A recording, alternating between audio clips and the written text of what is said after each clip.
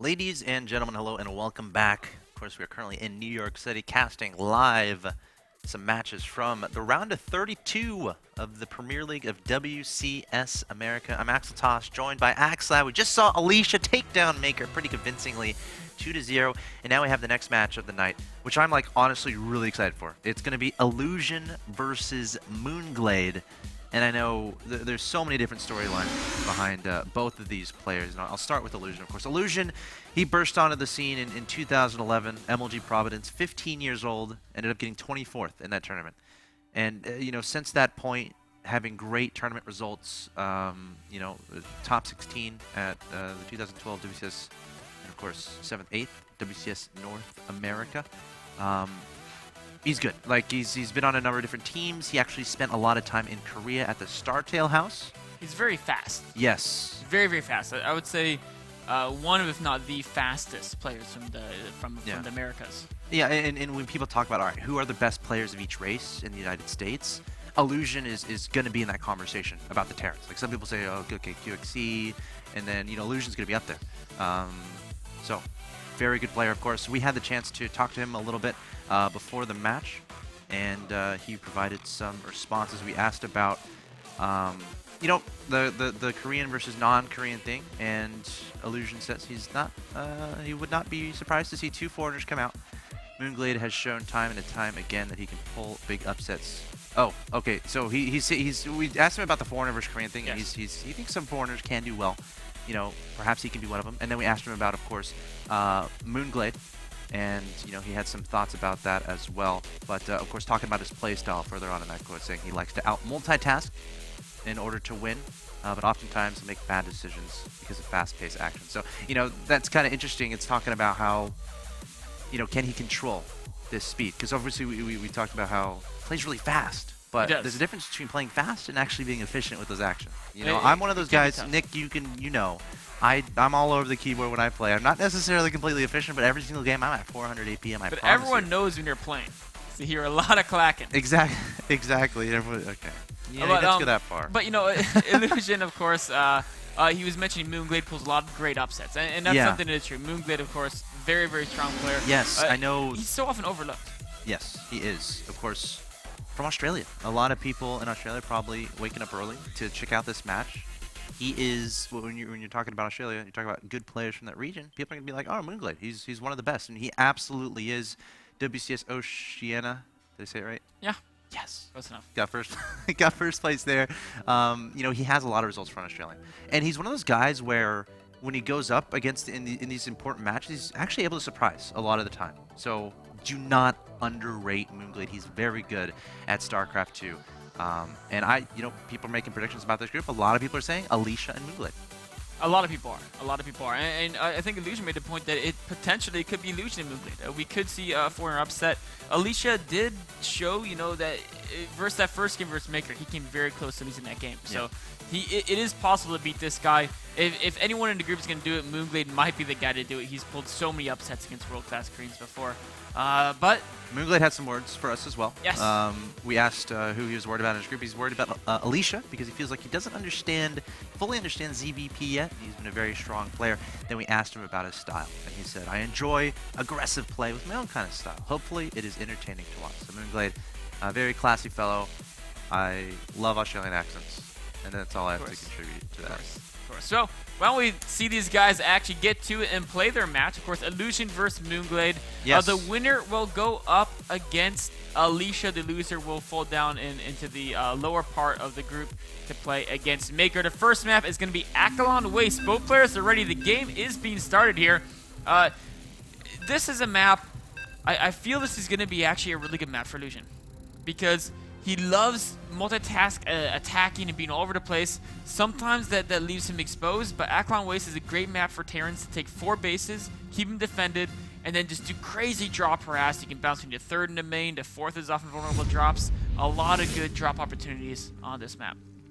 It's pretty interesting because they kind of answered a little bit similarly as far as play styles are concerned. The common theme being aggression. So we might have a very entertaining series on our hands.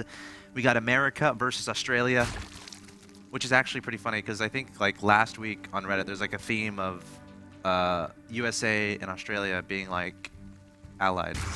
There's a lot of internet love going on in between Australia and America. So this should be very interesting indeed. In the bottom right-hand location, we have the blue Zerg player hailing from Australia, representing Team NV. He is MoonGlade. His opponent in the top left-hand location, a very young Terran player from the United States, has spent some time in Korea practicing in the Startail house when he was a part of Quantic, now a part of Mouse Sports. Can he take a win here and advance on to play Alicia? He is Illusion. Your point about his age is actually pretty interesting, because if you think about it, MoonGlade was playing Counter-Strike competitively, he was playing Warcraft 3 professionally when Illusion was still in elementary school. Like that's the age gap between these guys. Yeah, we should provide some context. Yeah, Illusion was born in 1996. Yeah. And MoonGlade 86, I believe. Yeah. So definitely a significant age gap. 1996, I was playing my Game Boy. I was playing Pokemon all the time. Or was that 1990? That was a little bit later, wasn't it? Was it? It's around there. You're asking the wrong guy. Come on, man. You were like 14 around this time. Yes. So you should know. I don't know what a Game Boy is, man. All right, back to the game. Okay. Back to the game. Illusion, of course, I mean, with the Reaper, a very, very standard thing. And you know, I could have guessed he would do this. This is like, Illusion loves to micro stuff, right? Dude, like, there's like a famous YouTube video. Actually, I can think of two famous YouTube videos that Illusion is in, representing his micro. One is from when he was doing, he was at like an arena for an energy drink company where he was doing the micro challenge to warm up for his game, and someone got a shot of his screen and his mouse, and it was crazy. And then another video was like, I think from, I don't know what match it was from, I think it might have been on Husky's channel, where he was doing some bunker micro with Reapers. So he loves showing off his multitasking ability in a good way. Like, I'm not trying to, like, it's actually amazing how he's able to do it, how fast he moves. Very, very fast player. And you know what MoonGlade said, I'm going to counter speed with speed, going for a very fast speed following up this expansion, taking the drones off gas. And speedings, of course, are one of the greatest ways to deal with the Reaper. Of course, it still takes a little while to get that speed research, so MoonGlade's got to suffer this really, really annoying and pesky Reaper in the meantime. Yeah, it seems really interesting how both these guys are opening up. They both want to get those attacking units on the field. Oh no, a score trying to be made, but one drone kill here for Illusion. Great target fire there. But, as far as these openings are concerned, Illusion opening up the Reaper, he doesn't want to stay back, just make command centers and SCVs. He wants to get out on the map and start doing stuff, adding on a second Reaper. MoonGlade along the same line. He's like, all right, I'm not just going to make queens and slowlings in the early game. I'm going to get speed really early so I can start darting around the map and showing off my style. Oh my gosh, Illusion getting a second drone kill, but really cool displays of both these guys' styles, electing to go for the faster units as fast as possible. Definitely shows the way they like to play. Illusion missing not even a second, but in that third CC right on time. Of course, it's a standard opening. If you have an opening where you can scout your opponents so thoroughly, like Reapers, usually the best follow-up is just macro as greedy as possible, because it's totally safe, because the Reapers are in their base. You can tell if they're going to ult in you. You can tell if there's roaches coming, if there's speedings coming. So very, very popular to follow up the Reapers with a very fast third CC, and that's exactly what Illusion's doing. And then, Helling's right after that for the secondary scout. Yeah, don't think for a moment the Reapers are just worried about killing drones and staying away from Zerglings. No, he's checking on the gases. He's checking on the larvae. He's checking on the queens. He's checking on if a creep tumor has been laid down. He's getting all this intel so he can be better prepared for what's coming, and that enables him to feel safe enough to put down that third command center. MoonGlade on top of things, though, sending that Overlord in, going to see that third command center, and he's going to see everything with this Overlord, so he should know exactly what to expect here from his opponent. Nice little Reaper fort there in case Zerglings came in before the bunker could complete. He still had him walled off behind that. Yeah, kind of a nice little move. Getting some Hellions on the field. Yes, and we can see MoonGlade now, of course, taking his third base as well. And as soon as he wants to take a third base, he's got to try to get a little bit of map control. Not like he has to control the whole map, but he needs to be able to control the area between his natural and third base. That's why he's adding more and more of these Zerglings into his composition, because with the speed upgrade, they can deal with the Reapers, and they can deal with a small number of Hellions as well. Yeah, still hasn't started retaking gas at this point. Definitely going to invest pretty much exclusively into drones, overlords, queens, zerglings, all mineral costing units for the time being. And with all these speedlings, you're going to have that map control. Speedlings can track down the Hellions, can track down the Reapers if microed properly. Of course, it's better if they're on creep. So we're seeing MoonGlade try to get that creep out there as fast as possible. But what's this is going to hurt a little bit is, you know, progression into upgrades. So, you know, he's not going to have a lot of gas to really get going with upgrades. Meanwhile, we have Illusion. He's already got double engineering base finishing, so he's going to start his 1-1 very soon. So, you know, we'll have to see how that impacts this game as it goes forward. Definitely will. There go the upgrades. A very, very standard stock build from Illusion. This is a build that Terran guys should take notes on. This is something you see the top Korean players doing, the top European players doing, the top American players doing. It's because it's a very, very solid Terran opening. You're never really going to get behind unless you make some mistakes with your control in the opening parts of the game. Of course, as you follow it up, that's where you really start getting into the technical details, and it gets a lot more complicated.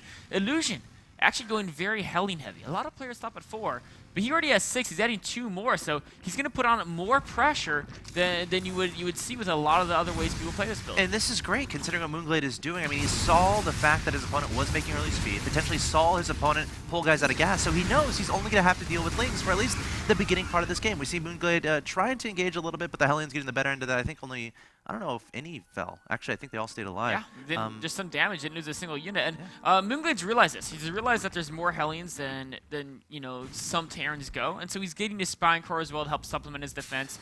His third base, of course, as long as there's not too many drones there, he doesn't need a Spine Core, and also it's very dangerous for a Terran to send a Hellion force into third base as they're cut off. If they're Hellions get into third base, they can't get out except by going through all the Zerg creep they just crossed, where there could be more Zerg units ready to intercept them. So this is really interesting. We saw a lot of Zerglings shown by MoonGlade, but now he's going straight into missile stuff. Like, he's got a missile attacks upgrade on the way. He's going into a bunch of roaches. Roach speed is underway.